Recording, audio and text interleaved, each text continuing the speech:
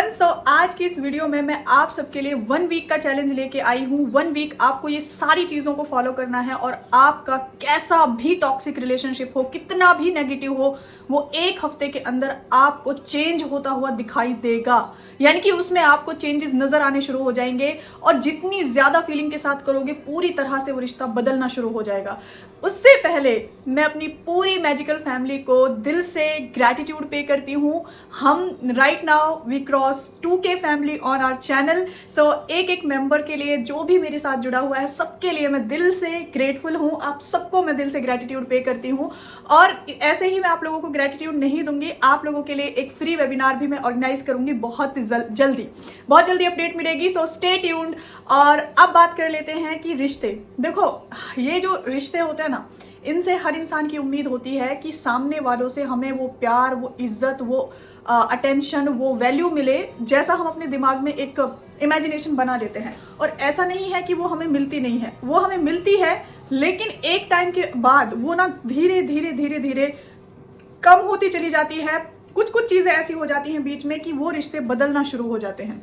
तो सोचने वाली बात यह है कि जब हमारी नेगेटिविटी की वजह से अच्छे रिश्ते खराब हो सकते हैं, तो हमारी पॉजिटिविटी की वजह से बेकार रिश्ते सुधर भी तो सकते हैं ना। तो आपको करना क्या है, जिस भी पर्सन के साथ आपको अपना रिलेशनशिप हील करना है, जिस भी पर्सन के साथ, उसके अंदर झूठी नहीं, जैसे मैं बताना चाहती हूँ, उसके अंदर जो एक्चुअल में अच्छी बातें हैं, चाहे वो 4 हैं या 5 हैं, आप उनको डेली लिखना शुरू करो। जैसे कि सामने वाले के अंदर आपको 4 से 5 चीजें अच्छी लगती हैं, वो सच में अच्छी हैं, बुरी नहीं है। और हर इंसान के अंदर कुछ ना कुछ अच्छाइयां जरूर होती हैं। आपको डेली ये करना है, टाइम लिमिट नहीं है, जितने भी टाइम आप कर सकते हो आपको मतलब जिस भी टाइम आप कर सकते हो, कोई लिमिटेशंस नहीं है। आपने उनको लिख के फिर पढ़ना है। पढ़ने के बाद आपको ग्रेटिट्यूड देना है कि एटलीस्ट सामने वाले के अंदर ये अच्छाइयां तो हैं, है ना। सो अब आपको मैं बताती हूँ इससे होगा क्या। ग्रैटिट्यूड हम जिस चीज को पे करना स्टार्ट कर देते हैं, उसका रूल है कि वो एकदम से इनहेंस होना शुरू हो जाती है लाइफ में, यानी कि बढ़ना शुरू हो जाती है। तो आपने ये चीज करनी है मतलब डेली। और ऐसा भी होगा आपके साथ, आज आपको 5 क्वालिटी नजर आई, कल फिर 6, परसों 7, उसके अगले दिन 8, ऐसे बढ़ती ही चली जाएंगी। और जैसे जैसे आप क्वालिटीज को इंक्रीज करोगे, वैसे ही सामने वाले के लिए सामने वाले और आपके बीच में जो भी नेगेटिव एनर्जी है वो रिलीज होना स्टार्ट हो जाएगी और आप दोनों के बीच में जो भी चीजें हैं वो ठीक होना स्टार्ट हो जाएंगी। अच्छा, दूसरा काम आपने ये करना है, एक ही चीज करनी है सामने वाले के लिए। देखो, हम ना जब भी कोई चीज मैनिफेस्ट करते हैं, हम सामने वालों के लिए ज्यादातर चीजें बोलते हैं। कोई अफर्मेशन भी बोला तो सामने वालों के लिए, ये किया सामने वालों के लिए, अपने लिए कुछ नहीं करते हम, है ना। अब आपने दूसरा काम क्या करना है, अपने लिए कम से कम 3 से 4 अपने लिए भी अच्छी चीजें लिखो। ऐसा नहीं है कि सामने वाले के लिए लिखो। और सबसे इंपॉर्टेंट, आप खुद के लिए एक लाइन लिखा करो, यू आर डिजर्विंग, यानी कि मैं डिजर्व करती हूँ रिस्पेक्ट। मैं I deserve respect, I deserve attention. हम मांगते हैं, I want, we are deserving, हम डिजर्व करते हैं, हमें मांगना नहीं है किसी से। We are adorable, we are precious, we are respected. तो हमें मांगना नहीं है, वो हम ऑलरेडी हैं। लेकिन कुछ हमारी प्रोग्रामिंग्स ने हमें वो बना दिया है कि हमें ऐसा लगता है कि हमारी कोई वैल्यू नहीं है, हमारी कोई रिस्पेक्ट नहीं है, हमारी कोई पूछ नहीं है ना।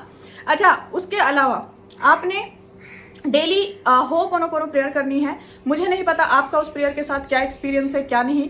आपने डेली रिस्पॉन्सिबिलिटी लेनी है कि जो भी आज हमारी सिचुएशन है, यानी कि जो भी रिश्ता कोई भी हो सकता है, किसी के साथ भी हो सकता है, हम दोनों के बीच में जो भी आज सिचुएशन है, कहीं ना कहीं जाने अनजाने में मुझसे अट्रैक्ट हुई है। रिस्पॉन्सिबिलिटी लेने वाले बनो। जब तक रिस्पॉन्सिबिलिटी लोगे नहीं कि आपने अट्रैक्ट किया है, तब तक सामने वाले को ब्लेम करते रहोगे और जब तक ब्लेम करते रहोगे तब तक मैनिफेस्ट नहीं कर पाओगे। आपने सिंपली एक लाइन बोलनी है कि हम दोनों के बीच में जो भी नेगेटिविटी है या जो भी सिचुएशन है जाने अनजाने में क्रिएट हो गई है, now I take 100% responsibility to heal this situation. और उसके बाद आप 5 से 10 मिनट डेली आराम से शांति से बैठ के होपोनोपोनो प्रेयर चैंट करो। ये 2-3 चीजें हैं। साथ में आप जो है ना, मतलब उन सारी चीजों के लिए ग्रैटिट्यूड पे करो जो इंसान सच में अच्छी कर रहा है। देखो, एक सिस्टर थी, वो क्लास में थी, उनको जिंदगी में सबसे ज्यादा शिकायत जिससे थी वो थे उनके हस्बैंड। तो मैं एक दिन उनसे बोल रही थी, सबसे ही मैंने बोला, मैंने कहा उनके अंदर कोई अच्छी बात है? तो कहती नहीं, मुझे तो कोई बात अच्छी नजर आती ही नहीं है। मैंने कहा ध्यान दो, थोड़ा सा तो ध्यान दो, कुछ तो अच्छा होगा। कहती है कि वो ना मेरी बेटी से बहुत प्यार करते हैं, हमारी जो बेटी है उससे बहुत प्यार करते हैं। मैंने कहा ये बड़ी बात नहीं है, बहुत सारे मम्मियों को तो यही शिकायत होती है कि बच्चों पे ध्यान नहीं देते। दूसरा, मैं जब भी ऑफिस जाती हूँ, मतलब आज तक ऐसा नहीं हुआ कि मुझे ऐसे ही जाने दिया हो, वो मुझे छोड़ के आते हैं और लेके आते हैं। मैंने कहा ये भी आपको कोई बड़ी बात नहीं लगती? और 2-4 चीज़ें और उनको याद आई। तो इस तरह से हमारा नज़रिया हो चुका है कि अगर हमारे लिए कुछ अच्छा नहीं है तो वो अच्छे इंसान है ही नहीं। वही इंसान किसी दूसरे के लिए इतना अच्छा कैसे हो जाता है जो इंसान हमारे लिए एकदम टॉक्सिक हो गया है। देखो, अब्राहम कहती हैं एक इंसान के 2 डायमेंशन होते हैं, पॉजिटिव भी होता है, नेगेटिव भी होता है। आप जिस डायमेंशन से उसको देख रहे हैं आपको वही रिफ्लेक्ट होगा। मतलब एक ही इंसान, एग्जाम्पल के तौर पे, आज जो सास आपको बहुत ज़्यादा नेगेटिव और टॉक्सिक लगती है, वही सास किसी की बहुत अच्छी माँ भी है, वही सास किसी की बहुत अच्छी बेटी भी है, वही सास किसी की बहुत अच्छी सिस्टर भी है, वही सास किसी की बहुत अच्छी माँ भी है, यानी कि बेटे की। तो यहाँ पे मैं बढ़ाई नहीं कर रही हूँ, हर एक एग्जाम्पल दे रही हूँ। इंसान वही है, लेकिन सबके साथ उसका अलग अलग नेचर। कैसे? Just because of vibration, just because of vibration. आपके हस्बैंड ही समझ लो, आपको ये शिकायत है कि वो आपको वैल्यू नहीं देते, वो आपको रिस्पेक्ट नहीं देते, वो आपको रिस्पेक्ट यानी कि वो वैल्यू नहीं देते जो आप डिजर्व करते हो। अब वही हस्बैंड एक अच्छा बेटा भी है, एक अच्छा भाई भी है, एक अच्छा दोस्त भी है, एक अच्छा कलीग भी है, एक अच्छा मेंबर भी है सोसाइटी का, बस आपके लिए वो अच्छा नहीं है। क्यों? क्योंकि कहीं ना कहीं आपने उनका नेगेटिव डायमेंशन देखना शुरू कर दिया और वो इतना ज्यादा दिख रहा है इस टाइम कि आप समझ ही नहीं पा रहे कि मेरे साथ क्या हो रहा है। आप सिर्फ और सिर्फ कंप्लेनिंग मोड में हो। अब यहाँ पे एक चीज आएगी आपके दिमाग में कि कहना बहुत आसान है, जिस पे बीतती है वही समझ सकता है। आई कैन अंडरस्टैंड कि जब ये चीजें हमारे साथ होती हैं तो हमें अच्छा नहीं लगता, लेकिन कोशिश हमको ही करनी पड़ेगी आगे बढ़ के। अगर हमें अपने रिश्तों को सुधारना है, अगर हमें अपनी जिंदगी में सुकून लेके आना है, तो कोशिश भी हमको ही करनी पड़ेगी।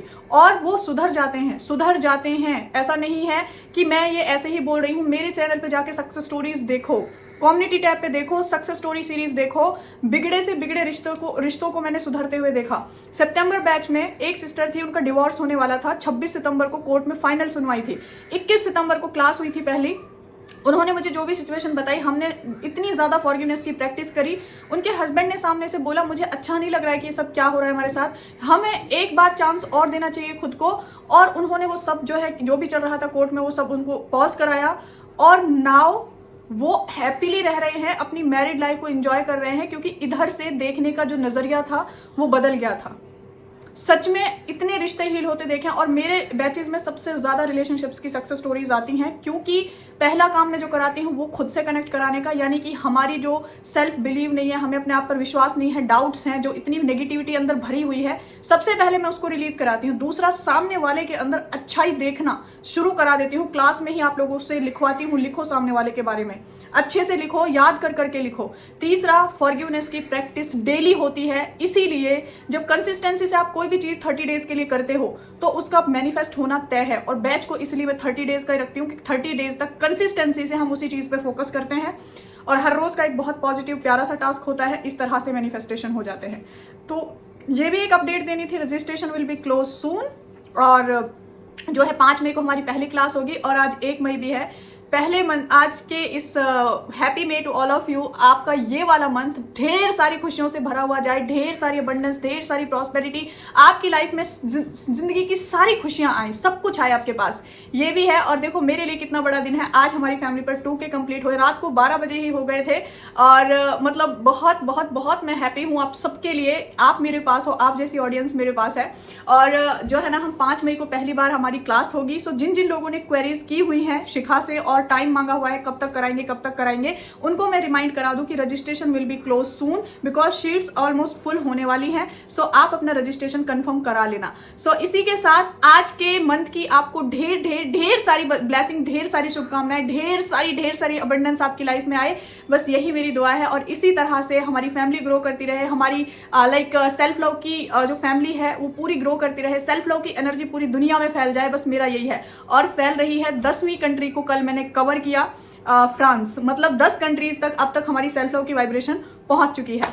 सो मिलती हूँ नेक्स्ट वीडियो में। सो नेक्स्ट वीडियो किस टॉपिक पर होनी चाहिए आप मुझे सजेशन दे सकते हो, जो भी नई ऑडियंस है। सो इसी के साथ take care everyone and bye bye.